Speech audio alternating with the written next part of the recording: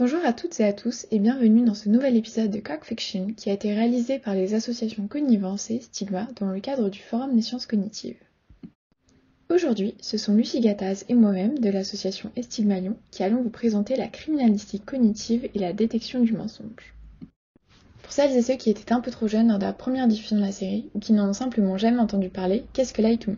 Il s'agit d'une série américaine créée par Samuel Baum et diffusée pour la première fois en 2009 sur les chaînes américaines mais aussi sur des chaînes européennes telles qu'en France. Elle s'étale sur 48 épisodes, répartis en 3 saisons, et suit l'équipe du Dr Lightman. Donc Kyle Lightman, c'est un psychologue et un expert renommé en détection du mensonge. Le gouvernement américain fait appel à lui pour résoudre des enquêtes criminelles, mais aussi des enquêtes civiles, comme de grands laboratoires ou des entreprises, qui sont particulièrement difficiles à résoudre. Donc pour ce faire, ils vont se baser sur l'analyse des micro-expressions et des émotions des visages. Il explique aussi dans la série que le mensonge et la vérité ne sont pas indépendants, qu'il y a toujours une part de vérité dans le mensonge et vice-versa. Sans plus attendre, voici la bande-annonce de la série. There are 6.5 billion people in the world, but we all look the same when we lie. Dilated pupils, oblique eyebrows, an upturned lip. The smallest line on your face, the slightest body movement. It all tells a story. It may be human nature to lie, but the truth is written all over your face.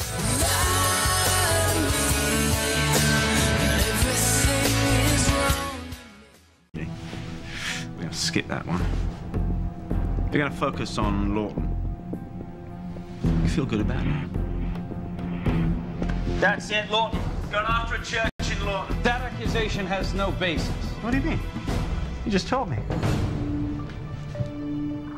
The ATF found a pipe bomb in a church basement in Lawton an hour later.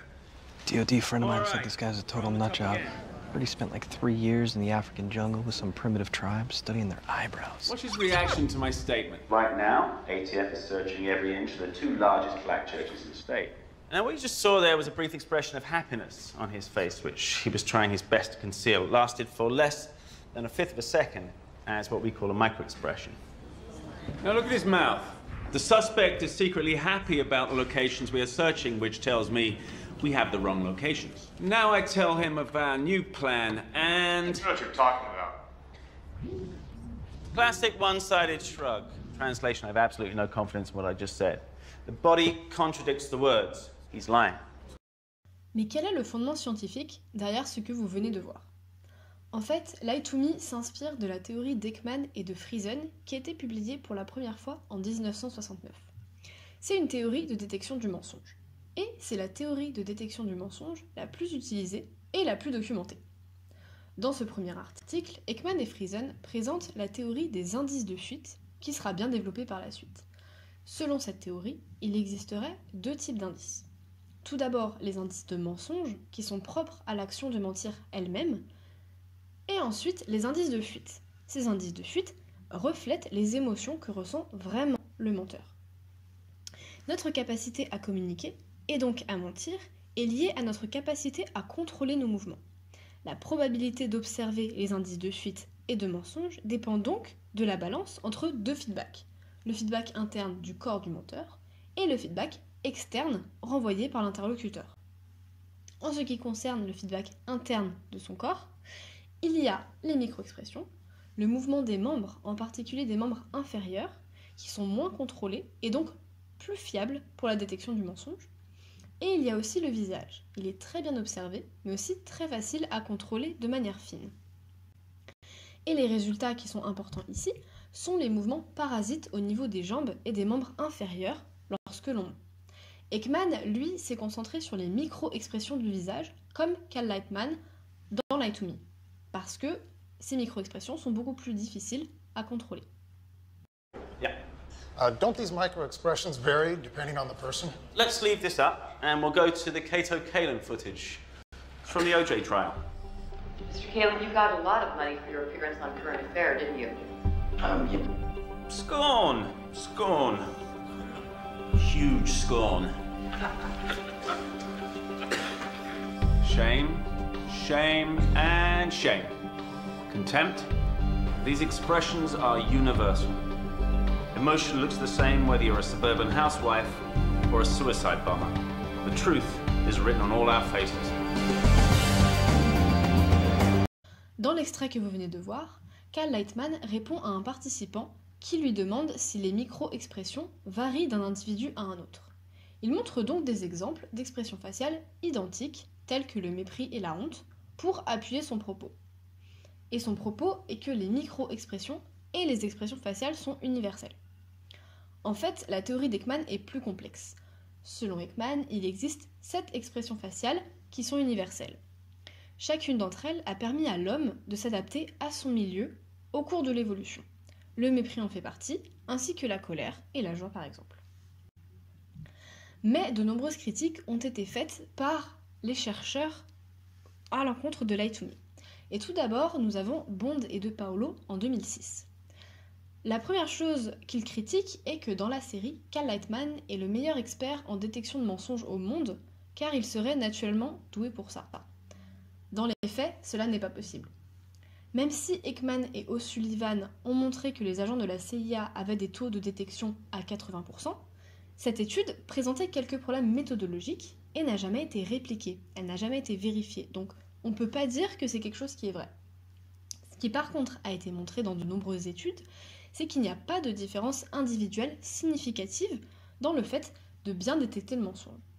Bond et De Paolo ont même découvert que notre précision de détection du mensonge est égale à 54%. En d'autres termes, lorsqu'on veut détecter un mensonge, on est à peine plus performant que si on répondait au hasard. Ce résultat s'explique en partie grâce au biais de vérité. Ce biais nous touche tous au quotidien. Il correspond au fait que dans une conversation avec un ami, avec un voisin, on part du principe que notre interlocuteur est sincère avec nous. On ne cherche pas constamment à savoir s'il nous ment. D'autres chercheurs qui ont critiqué Lie to Me sont Levin et ses collaborateurs en 2010. Une des premières erreurs qu'ils ont relevées est que la théorie d'Ekman est présentée comme vraie et efficace, alors qu'elle est aujourd'hui encore en concurrence avec d'autres théories qui sont viables. Et ce point est encore plus problématique quand on sait que les techniques de détection du mensonge de Lie to Me sont en fait un mélange entre la théorie d'Ekman et la fiction. Tout cela peut inciter les téléspectateurs à accepter la théorie de Lightman comme un fait, donc il y aurait une émergence d'une fausse croyance, mais aussi créer des attentes quant à leur capacité à détecter le mensonge en appliquant les techniques de Lightman. Levin et ses collaborateurs ont donc décidé de s'intéresser à ce dernier point. Est-ce que regarder un épisode de Lie to Me influence le spectateur dans sa manière de détecter les mensonges ? Ils ont trouvé que les spectateurs recherchent activement les mensonges, comme Cal Lightman, ce qui diminue leur biais de vérité. Ils deviennent sceptiques. Mais ceux qu'ils jugent comme des mensonges n'en sont pas. Ils ne sont donc pas meilleurs pour détecter les mensonges. Ils sont en fait moins précis pour repérer la vérité. Et ces performances s'expliquent aussi par le fait que dans la série, des indices précis sont définis comme révélateurs de mensonges. Or, il a été prouvé qu'il n'y a aucun indice fixe de mensonge. Chaque personne qui ment présente des signes verbaux et non verbaux particuliers qui lui sont propres. Alors, que faut-il retenir de cet épisode de Coq Fiction ? La première, c'est qu'on ne détecte que 50% des mensonges, c'est-à-dire un mensonge sur 2, donc on est autour du hasard.